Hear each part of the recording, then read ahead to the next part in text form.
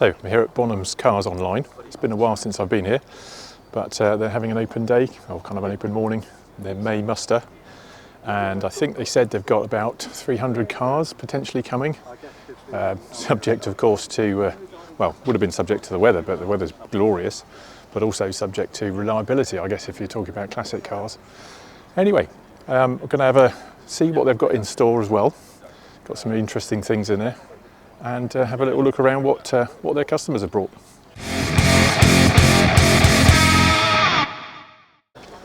So let's go and have a little look round inside before it gets too busy. And where should we start? Let's start over here. There we go. That's a good start, isn't it? Bugatti Veyron. Not sure if they're selling this or whether it's one from the other Bonhams, the main Bonhams part of the business. An interesting colour, it's kind of like a ivory and brown. It's a certain sense of taste.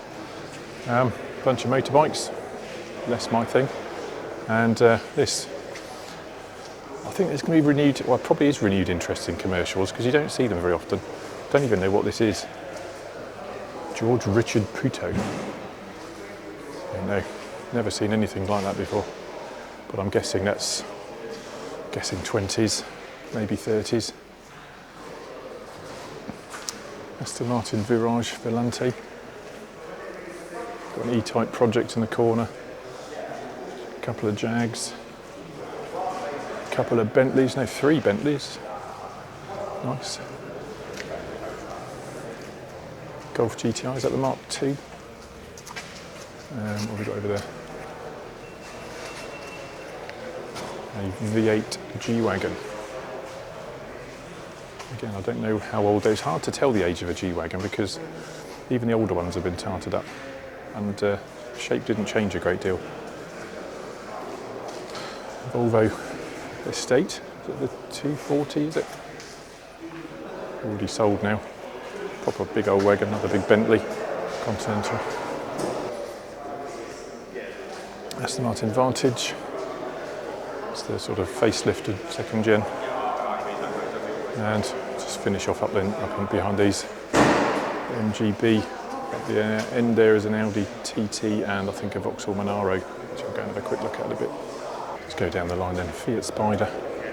It's a left-hand drive. I mean, I think I saw something a bit like this doing the Gross Glock nose. It's much more ratty looking than this, but was certainly the guy enjoying himself doing it. Another MGB. Kind of done up, I guess that's race prep. Looks like it's got all the relevant things. Lancia Fulvia Zagato Sport. It's a bit like the one that Harry Metcalf has got. Cracking little car. Although his was full of filler before he had it redone. And what's this? Is it Lagonda? Yeah, that's pretty good, isn't it? It's a hell of a car. Very long. And Lancia. It's testing my Lancia knowledge now. Is that an Aprilia? I don't know. I think there's an interest. Well, I think it's an interesting thing. A lot of the older Lancias are right-hand drive because in Italy and in Europe it was considered a bit vulgar if you had a left-hand drive back in the day because all the posh cars were right-hand drive. VW Beetle, nice colour. Never really been into Beetles, but a lot of people like them. Triumph now. Is that TR3 or no, TR4 or 5? Guessing a 4. TR4 we'll go with. And I think this is a Lancia Beta that's been converted to a sort of 037 lookalike. Unless it's a real one, in which case it'd be worth an awful lot of money. Series 3 Land Rover, or it could be a 2A. No, I think it's a 3 because it's got a plastic grille on the front. I will get myself a Land Rover at some point, a Series Land Rover, possibly a lightweight. And we've got another sort of Aston Martin Vantage or Virage. Let's have a quick look at This Monaro hidden away. I guess it's because it's sold. Bit of Australian muscle come over here. Right, let's go down the middle line. It's the last of the cars inside. So it's a lovely little MGA, British Racing Green. A-Series engine, twin SU carbs. Another VW GTI. I guess that's a Mark 1, isn't it? And it's got the Pirelli P slots, are they called? MGB GT. I do like these. Probably these and the MGB Roadsters are pretty much the most popular classic cars in the UK, particularly classic sports cars. I went on a driving day with 5 different classic cars. And despite the fact that there was an E-Type among them, everyone liked this the best because it gave the most fun drive. It was, I guess, the roads we were on. The gearing and the power was just spot on. Now, I must just come back to this one. Fiat Dino. Always fancied these. It's featured in the Italian Job, was the car that the mafia boss drove or was driven in. It was a black one. Has a V6 Dino Ferrari engine. Designed by Giugiaro, my friend Giugiaro at Bertone. I say my friend, he's not really, I don't know him. But I do quite like the cars that he designed. And they're all left-hand drive as well, these Dinos. Originally made so that Ferrari could homologate the engine. Now what have we got here? XK150 Jaguar. Old English white.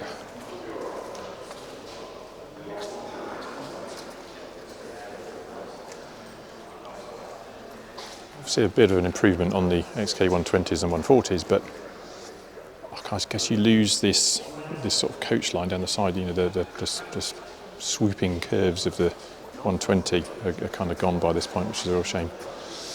And another Triumph, which could be a 4 or a 5. I don't know. I'm less up on these. It might even be something at somewhere that tells me.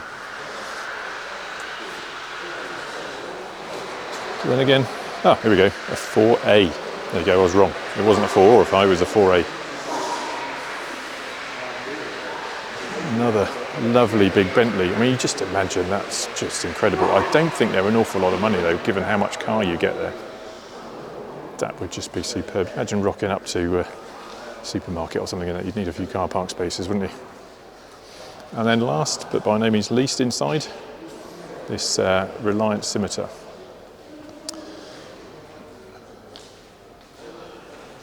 It's the fiberglass body, and I think this is one of the issues with, I don't know if you can pick up kind of little tiny bit of blistering. Usually means that it's either been repainted and they've got a bit of moisture inside the paint or underneath the paint, or maybe it's had a cover on it at some point.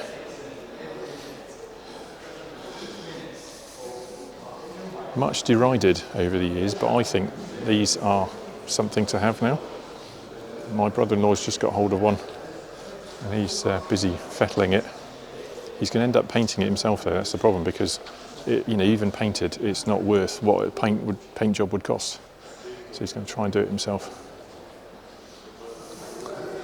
No mention of Princess Anne. Okay, let's go and have a look outside. First thing that hits you is this enormous Cadillac. Apparently it's been sort of coach built by the vendor. It was a 4-door and they've converted it to like a 2-door with a boat tail and a dicky seat in the back. It's been re-upholstered. But again, what a thing. Certainly got presence. So again, like the Bugatti, I'm not sure if this is being sold by them or by Bonhams generally. But, McLaren 720S. I suppose it's true to say that I've seen McLarens in more inspiring paint jobs than that, but it'd still be quite a thing to drive, wouldn't it? Mark 1 full Cortina race car. Got a Lotus badge on it, but I'm not sure if it is Lotus. Has probably been fettled to the same power rating and everything as a Lotus Cortina. And then behind us here, unmistakable shape of the Aston Martin Lagonda. Even more unmistakable from the front. Let's have a look in there, look at that dashboard. What a thing.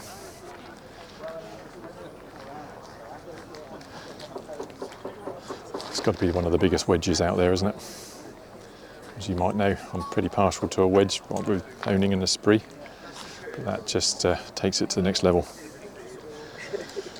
Then we've got this Aston Martin. I don't know if it's a real one or a recreation. I'm guessing a recreation.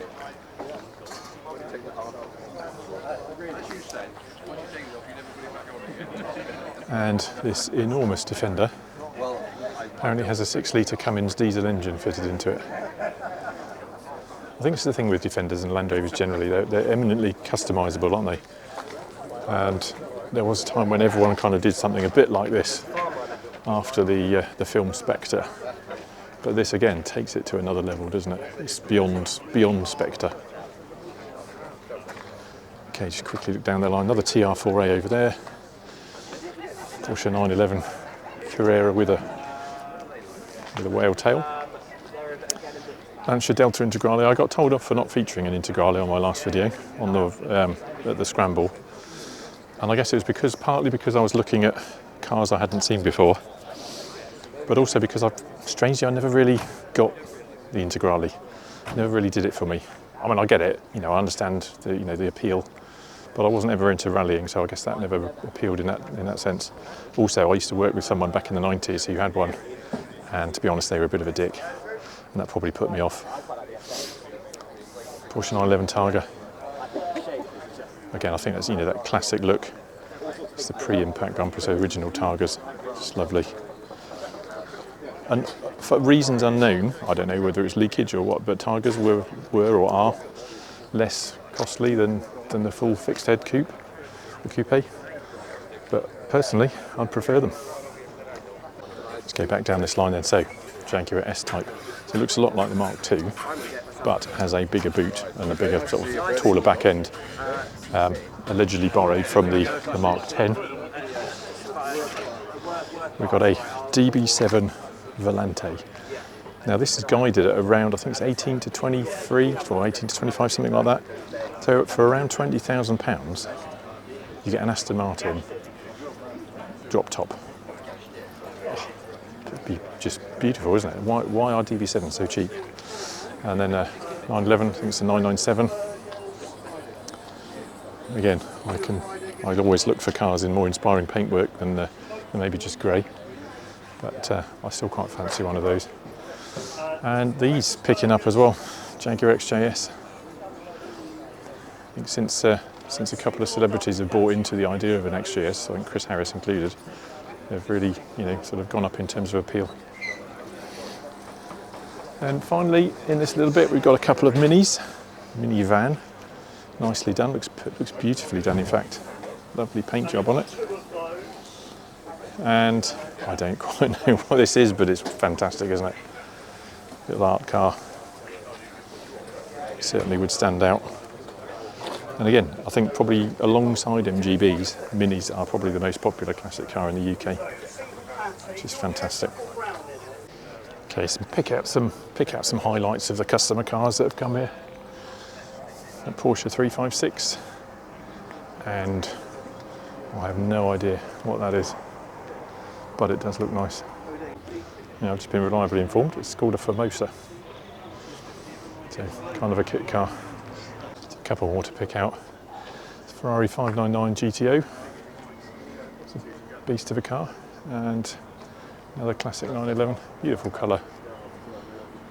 Dog tooth check seats, or tartan seats. Oh yeah, that turbo, yeah. 911T. And what have we got over here? XXL, that's about right, isn't it? It's Bentley Continental convertible, or a Speed 12. It's a lovely colour. It's kind of like if you can see, sort of picking in the sunshine there. Sort of bronzy coloured, touch of red in there. It's another 997, it's a GTS.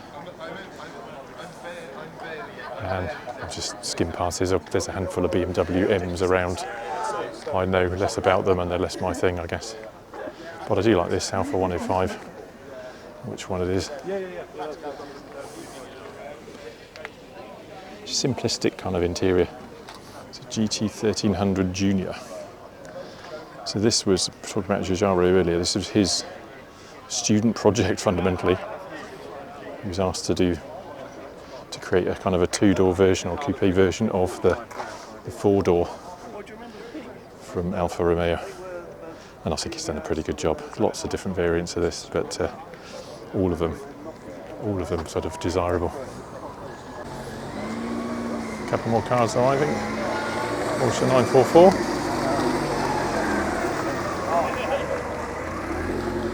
Teledial wheels. And the VW Beetle convertible. Quite why he's not got the top down on daylight today, I don't know. How far he's come. He's got his sat nav up. Must be far enough for that. Anyway, let's have a look around here. So Westfield, kind of like a Lotus recreation, isn't it? Another 997. Also in silver. I think that's three silvery or grey 997s. Caterham 7.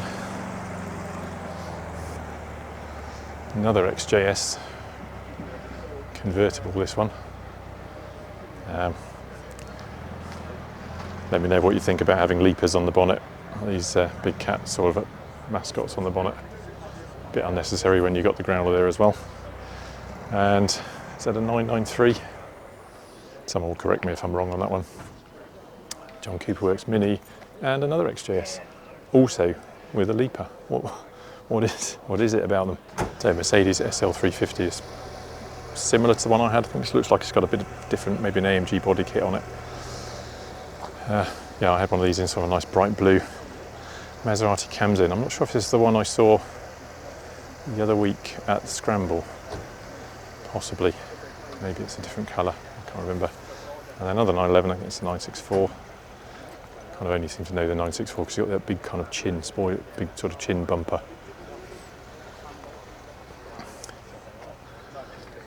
Yeah, I think this might be a different one. You don't see that many around. Been signed at the back there, just about. You can see it by Marcello Gandini. Another Porsche 911. I think that's probably 996.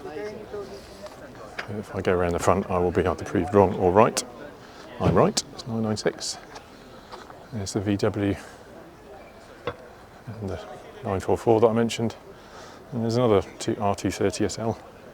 This one is the AMG, is the SL 55 or 63? 55. So yeah, that's a bit more, well, a bit more raughty, a lot more raughty than the one I had. But they are a fantastic car because hard roof, best of both worlds, but it folds down. So yeah, very nice. And Clio Cup. 2 litres. Next to that, it's a Porsche Boxster Spider, or Porsche Spider. I don't think they call them Boxster Spiders, do they? But a Spider. So it's kind of like a Boxster, but with no proper roof. You have this kind of like bikini thing that sits on the top. I think it's called bikini roof, or sort of piece of fabric that stretches across the back. And then a beautiful Lotus Esprit S3, which happens to be mine. Beautiful. Had a lovely drive in it here today. Sadly, my friend didn't make it in his 928 GT. I don't know if he's going to try again, but he had some problem with the clutch. It was making a bit of a noise, so we got halfway and he decided to bail out and turn for home. Crossing over then, Jaguar Mark II. Another beautiful classic to own. Was it late 50s, early 60s, all the way through the 60s, or most of the way through the 60s. Comfortable, sedate, but you can get on with them. Okay, less my thing. Civic Type R. I think there's a lot going on this externally, not so much my thing. And an Evora, Lotus Evora. Again, like the McLarens, I've seen Lotuses in more inspiring paint colours, but I did have a drive in an Evora because it was probably one of the only ones that I could actually fit in. The Elise and the Exige, just a bit too snug for me. But this I could manage to get in. And the final bit of the car park over here from the customers is The 996.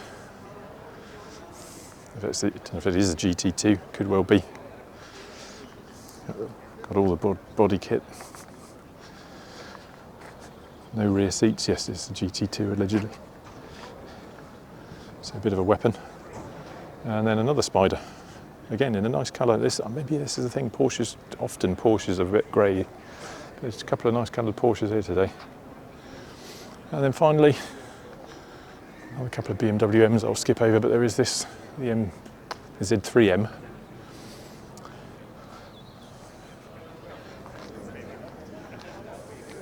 I think these are starting to come good again in terms of desire.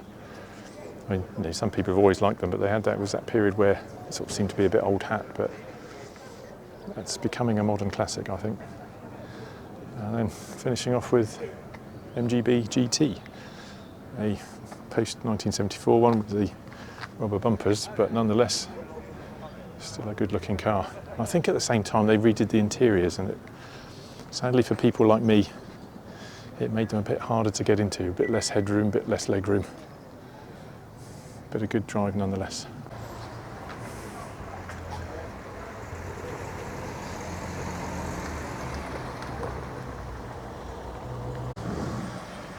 Bit of Americana to come along.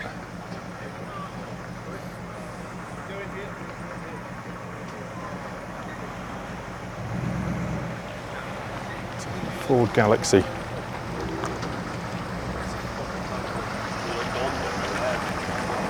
And it looks like it's got a kind of distressed paint job that's been clear coated in to retain the patina. But yeah, big V8. Unbelievably, these cars were raced, including in this country. You see them racing in the saloon car, racing at places like Goodwood. Yeah, big old car. I've just noticed there's another car park. I thought they usually use this bit for less display-worthy cars, but there's still a few nice ones in here. A Civic Type R, kind of an earlier one, 2-door. Oh no, it's 4-door, it's just hidden door handles.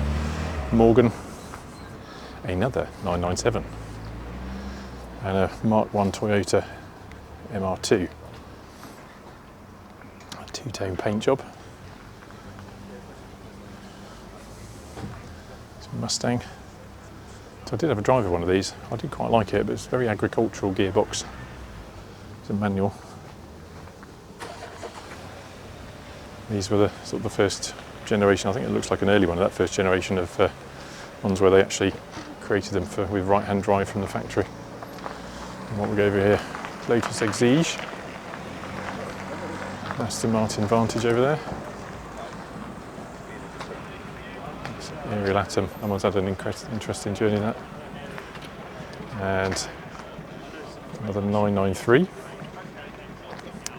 I'm guessing a 991, so it's more modern. And then a Cayman. What do we go over the back here? MGF, Jaguar XJ6. Another Mini's just arrived, another SLR 230, another Mark I Golf. And that's the Giulia Quadrifoglio, the Alfa, next to another Alfa. Sport wagon. Maserati. That's the Ghibli, isn't it? And then a Rolls Royce Corniche. That's nice.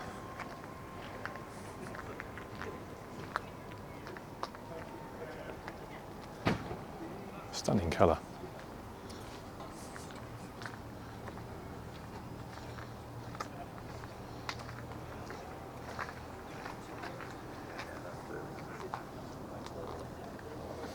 Even though it's a drop top, you can just smell the old car coming out of it. Beautiful.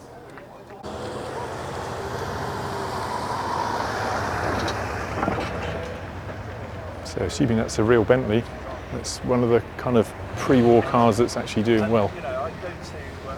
But yeah, very nice. It's fantastic.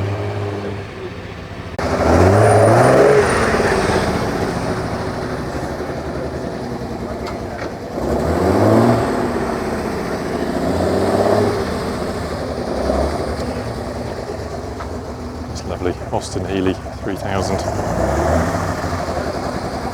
I called them the big Healeys, but only because of the engine. The car itself is not big. And then followed up with, is that a California? Or, yeah, California. Lovely car and lovely colour. I'm starting to see these at about £50,000 now. Not a lot of money. Little Lotus Elise coming in as well. So let's just catch up on a few cars that have arrived since. Got a Lotus Emira, I think there's another one somewhere, blue one, I saw arrive. Another kind of G Series 911. And a Rover P6. Not so, I don't like these. I mean, it's been nicely done, but yeah. I don't know, I just don't like the shape of those, same as the sort of Triumph Dolomites and things like that. Not keen. But here's one I do like, DeLorean. Looks like it's got a bit of an issue with one of the door struts is not quite gassy enough. But these are gone up massively in value. I don't know if they've settled a bit now, but lovely. The tricky part, getting out. Aston Martin DB9 Volante. So again, this is something, not a lot of money for these. I don't know, what are they? Less than 30 for sure, depending on the mileage. I can imagine road tripping one of these. I'm kind of on the lookout for road trip cars at the minute, but my budget's not quite this high. It's another recent arrival, Mark II Ford Cortina. Looks like it's been recently repainted, beautifully done. Lovely paint job, matching sort of sky blue or interior.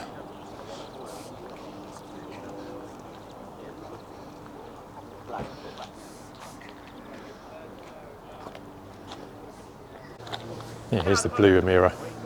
Oh, beautiful looking cars. I don't know quite what the issue was with them. Obviously had production issues and then the price sort of went up and people lost faith in it a bit, the delays. Sitting next to a massive Bentley Flying Spur and then a Ferrari 456. The cheapest Ferraris out at the moment. What's this, switch to the automatic? Oh, this is actually an open gate manual, so be a little bit more, but yeah, nice car. More things arriving and departing. So Bentley's disappeared, the old Bentley. And we got this Lamborghini Huracan Performante in its place, announcing its arrival in true Lamborghini revving style. Nice colour though. Also just turning up, this Aston Martin Vantage. It's like a V12. Is it the GT12? Or is it just been done up as a race car? Yeah, could be one of the GT12, but equally could be just a recreation. Nicely done though. You've got to assume there's a V12 under there, certainly got the V12 bonnet. And a dangerously low front splitter. Porsche 964 convertible, cabriolet.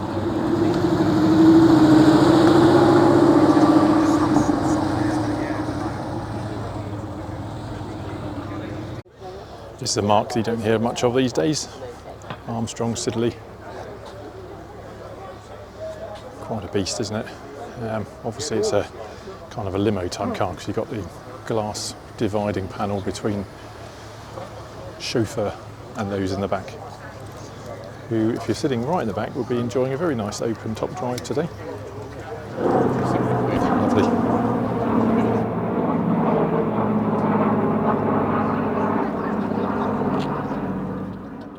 Well, what a beautiful day and a beautiful collection of cars.